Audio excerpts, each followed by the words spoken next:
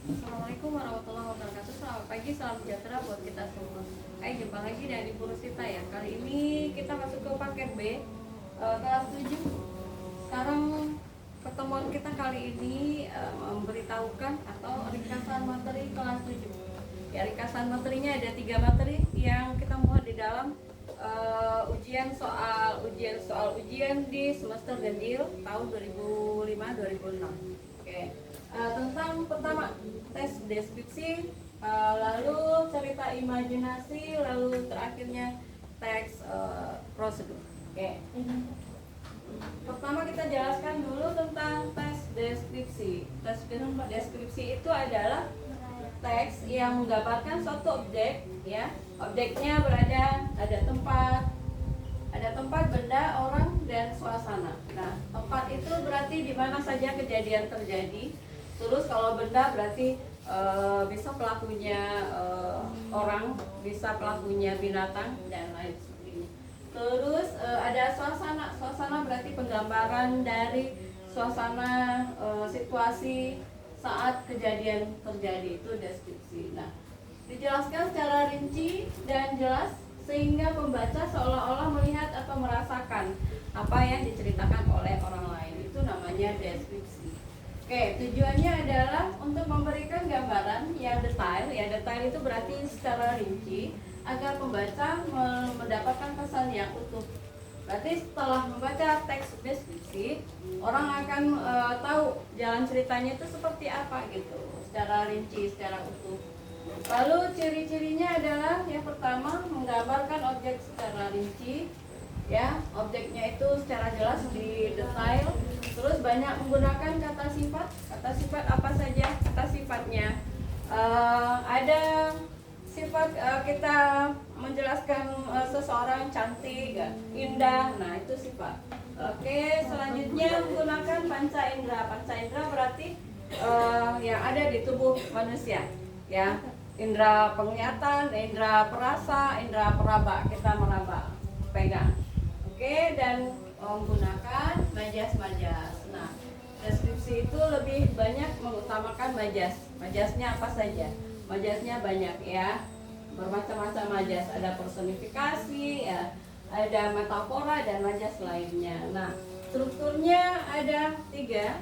Struktur dari teks deskripsi itu adalah mengidentifikasi. Yang pertama, mengidentifikasi berarti pengenalan objek yang dideskripsikan, yang diceritakan. Tuh. Terus yang kedua, deskripsi bagian, berarti bagian-bagian tahap-tahapan yang selanjutnya. Terus ada bagian penutup atau pesanan penulis nanti. Kesan penulis berarti tanggapan penulis terhadap cerita yang diceritakan. Itu dia. Itu strukturnya ada 3. Lalu selanjutnya adalah kaidah kebahasaan. Nah, di sini kaidah kebahasaan lebih ke kata sifat. Menggunakan kata sifat. Terus ada frasa deskriptif, ya. Ada frasa deskriptif. Lalu ada majas perbandingan yang dimuat di sana. Ada personifikasi, ada metafora. Nah, seperti majas yang tadi dijelaskan. Nah, ini lebih utama majasnya adalah majas perbandingan, majas personifikasi, dan majas metafora namanya. Oke, itu dia. Itu mengenai teks deskripsi. Nah, yang kedua adalah cerita imajinasi. Imajinasi itu berarti kita berfantasi. Fantasi berarti kisahnya tidak nyata, ya. Kita berkhayal. Nah, di sini maksudnya adalah atau pengertian cerita imajinasi, teks yang berisi kisah hasil imajinasi atau fantasi penulis, ya, bisa melibatkan hal yang tidak nyata. Berarti yang tidak nyata, yang penuh rekayasa. Terus tujuannya adalah menghibur pembaca melalui cerita yang kreatif, ya. Menghibur, sifatnya menghibur. Oke, kalau strukturnya ada 4 bagian. Struktur yang pertama orientasi. Orientasi maksudnya adalah pengenalan tokoh. Pengenalan tokohnya siapa saja tokohnya itu nanti dijelaskan. Terus ada latar peristiwanya. Latarnya berarti ada latar tempat, latar waktu, dan latar suasana. Kalau latar tempat berarti tempatnya di mana saja, lokasi cerita yang kita ceritakan. Kalau latar waktu berarti kapan saja waktunya, di pagi hari, siang hari, sore, bisa jadi malam hari itu. Kalau latar suasana berarti penggambaran situasi cerita di saat cerita itu diceritakan. Terus struktur yang kedua adalah komplikasi. Di komplikasi itu muncul masalah kecil.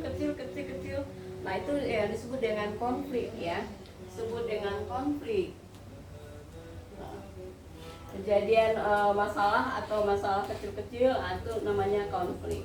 Yang struktur ketiga adalah resolusi. Resolusi itu adalah penyelesaian masalahnya dari masalah-masalah yang muncul. Nah nanti di bagian resolusi ada penyelesaian masalah dan yang timbul. Oke, yang terakhir adalah koda. Setelah penyelesaian masalah berarti ada penutupnya, itu bisa jadi ada pesan moral dari si penulis itu sendiri. Nah pesan moralnya apa itu disebut dengan amanat. Biasa ini disebut dengan amanat. Oke, sudah. Itu bagian struktur. Nah bagian selanjutnya adalah kaidah kebahasaannya.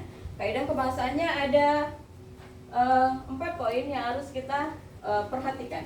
Kaidah kebahasaan yang perhatikan yang pertama, kata kerja aksi. Nah dalam kaidah kebahasaannya menggunakan kata kerja aksi. Misalnya kata berlari, melompat, dan perbuatan lainnya. Itu dia. Ya. Terus ada kata kerja orang, kata ganti orang. Misalnya kata ganti orang pertama.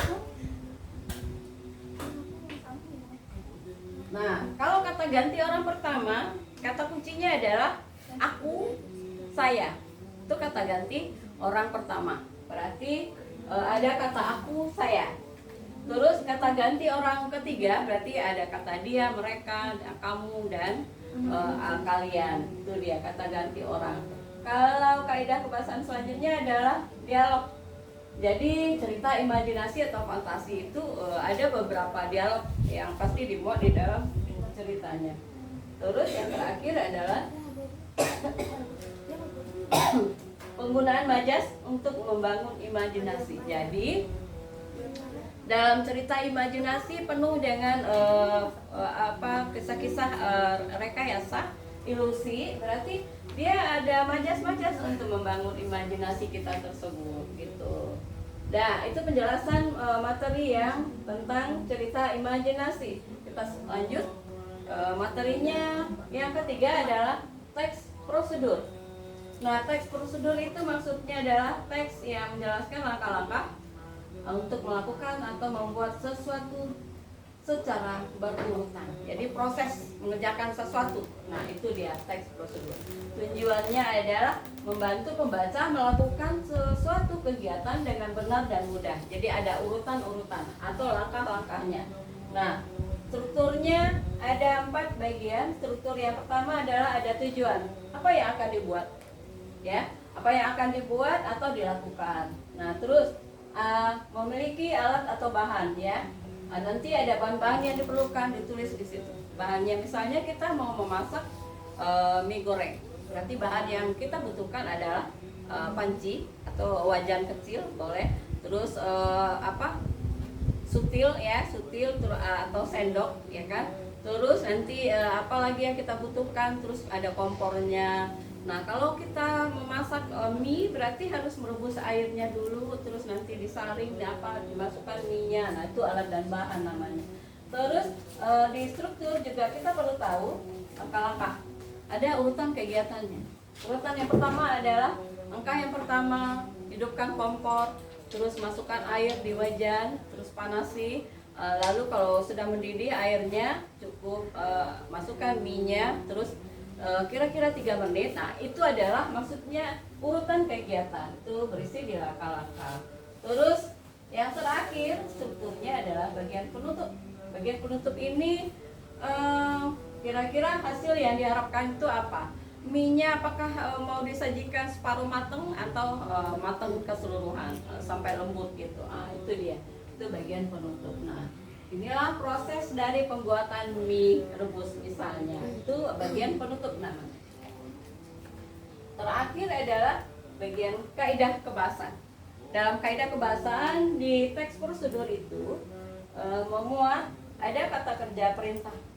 Nah, di sini perintah berarti memerintah seseorang melakukan sesuatu. Irislah bawang sampai halus misalnya. Itu irislah. Terus ada kata campurkan. Nah, campurkan misalnya, campurkan mie dengan bumbunya, jadi sehingga menjadi menyatu gitu. Tuh dia perintah. Terus nyalakan. Nah, nyalakan kompor sebelum kita merebus mie, kan gitu ya. Lalu kaidah kebasan selanjutnya adalah kata keterangan cara atau waktu atau tempat. Itu yang diperlukan. Lalu kaidah selanjutnya kalimat imperatif adalah kalimat perintah, ada larangan, ada ajakan, ada permintaan atau imbauan melakukan sesuatu. Nah, itu kalimat imperatif namanya. Terakhir kaidah kebahasaannya adalah konjungsi kronologis. Konjungsi kronologis berarti kata penghubung kronologis yang diperlukan saat kita membuat teks prosedur. Nah, kata apa yang sering kita gunakan? Kata setelah itu, kemudian, nah pasti itu yang lebih banyak menggunakan kata setelah itu dan kemudian. Nah, itulah ringkasan materi kelas 7 untuk nanti di ujian semester ganjil ya. Semoga anak-anak ibu bisa menjawab soal dengan baik. Oke. Kalau tidak salah ujian nanti kita mulai awal Desember 2025. Ya. Awal Desember 2025 ujian semester ganjil. Soal pilihan gandanya ada 20, penjodohannya ada 5, yang esainya juga 5. Oke, soalnya semua berarti total 30. Maksimal nilai berarti 100. Kalau benar semua berarti 100. Oke, kita cukupkan sampai sekian pertemuan kita kali ini. Semoga nanti di ujian nilainya bagus semua. Tidak perlu mengulang ya, tidak perlu remedial, lancar ujiannya. Sampai jumpa lagi untuk semester depan. Assalamualaikum warahmatullahi wabarakatuh. Selamat pagi.